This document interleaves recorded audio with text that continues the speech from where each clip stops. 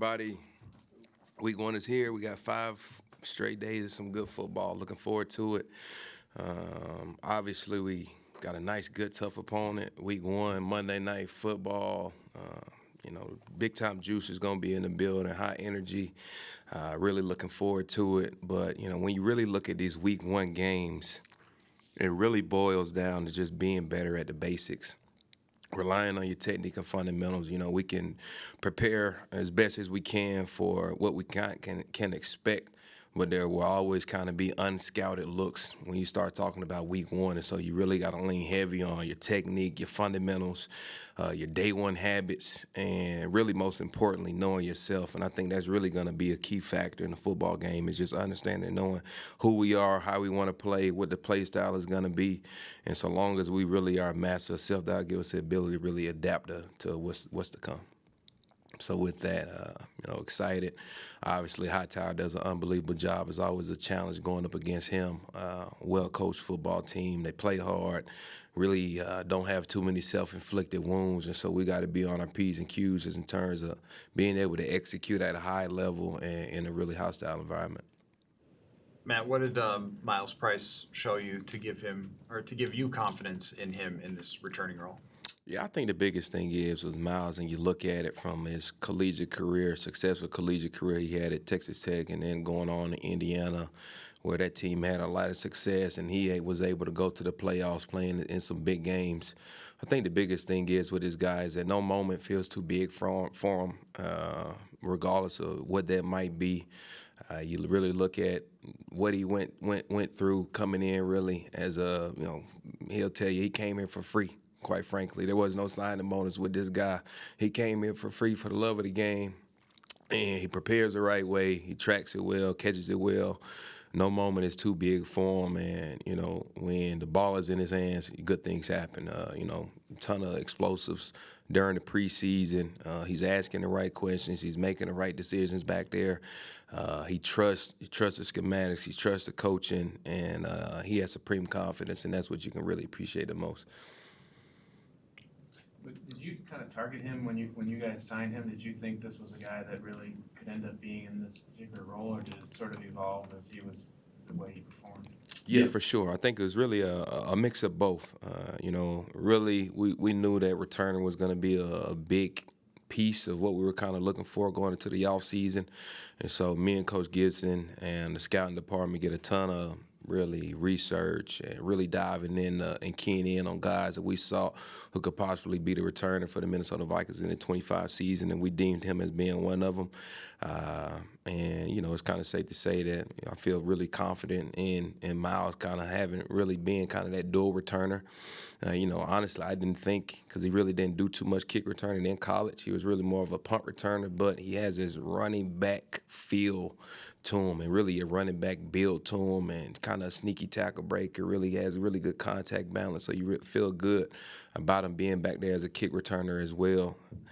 But, when you look at what he's put on tape, what he's been able to do, I'm excited about this guy. Do you anticipate Price doing both all season, or will Xavier Scott kind of work back into the kick return next season? Yeah, for sure. And I think that's really the beauty of it. Just on terms of how the dynamic kickoff is set up now, you really want to have two guys back there, regardless of who they kick it to. You feel great about that guy being able to do something with it, creating explosive with the ball in his hands. And so whether it's Miles, Ty Felton, Ty Chandler, Xavier Scott, we feel great about any one of those 4 guys being able to get the ball in their hands and really kind of do something with it. It feels like the unit kind of has a ton of just new youngsters, and Chaz and Austin Keys, a bunch of guys. What does that do for you guys? Yeah, I think it definitely requires another level of coaching on my end, Coach Gibson end, trying to get these guys prepared and ready. I keep telling them time and time again that, the preseason is over and no longer are you going to be seeing, these type of players, and the level of intensity goes up. Our preparation has to go up. Our urgency has to go up. And, these guys prepare the right way. They ask the right questions.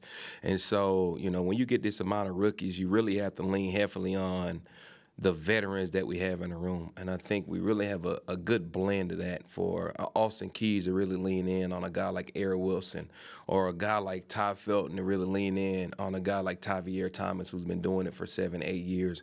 And so we've got a good blend of vets with rookies to where it's a ton of vet coaches in the room who's really able to kind of lean in on these guys and spend a lot of quality time on them, just on just the small nuances of how we need to win at the point of attack. What does it look like to prepare during the week, and what does it take really for us to be able to go execute at an elite level on game day? And so, you lean on the guys like the TTs, the CJ Hams, the Andrew DePaulas, and those guys to really kind of lean in those guys and really kind of showing the way. And you have Adam Thielen behind Miles in the depth chart at punt returner. What led to Adam becoming an option there? Yeah, I think when you really look at kind of that role in the backup punt returner, you want a guy that you feel supreme confidence in back there, just tracking it and catching it. And obviously, Adam can do that. I mean, he hasn't done it since 2016, but he's well capable of catching it. And, if space is provided there, being able to go get something and do something with the football. But obviously, ball security is always going to be at a premium back there at that position. And so we feel the most confident Adam going back there and catching it. Did he come to you with that idea, or did you ask him? No, I actually went to him when he got here to let him know that he was gonna be that guy. Initially he was like, you need me back there for pooch punts. I'm like, no, you're the legit backup punt returner, so you're gonna be the guy. And he's like, all right, hey, I'm all for that. So we feel great about him going back there, and the opportunity presents himself, being able to steal some yardage, and owning the field position battle is going to be a huge portion in this football game, and that's something that we really emphasized this week. Matt, what led to the call of keeping Ryan Wright over Oscar Chapman?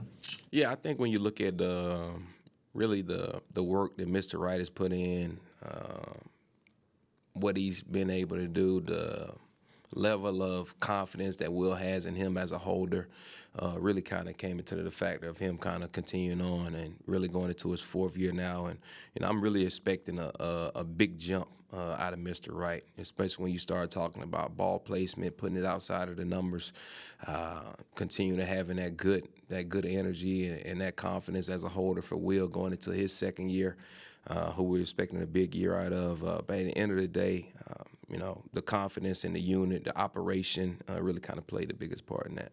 Yeah, when you think about Soldier Field, whether it's like the environment, the grass, what do you have to be considerate of?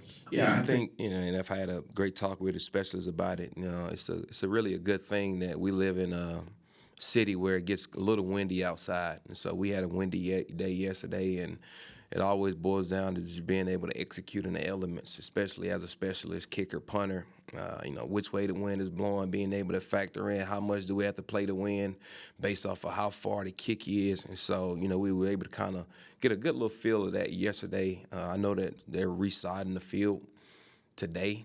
Today's Thursday. Yeah, today. It's Soldier Field too, so the footing might be a little bit different, might be a little bit more soft.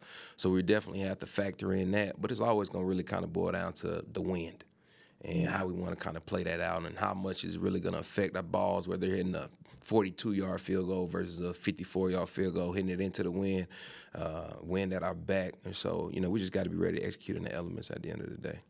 Man, how different do you think the kickoff is going to be this year? Do you expect more creativity, more teams trying to pinball it around down there? What do you Yeah, for sure. I think now where the field position, the touchback now goes from the 35 to the 40, you might start to see a little bit more of a multitude of kicks that's being kicked, guys trying to get the ball on the ground. I think that might lean a little bit more into upper management, what head coaches feel on that, what do the statistics or the analytics say in terms of, all right, where scoring percentage at on the 40-yard line versus the 35.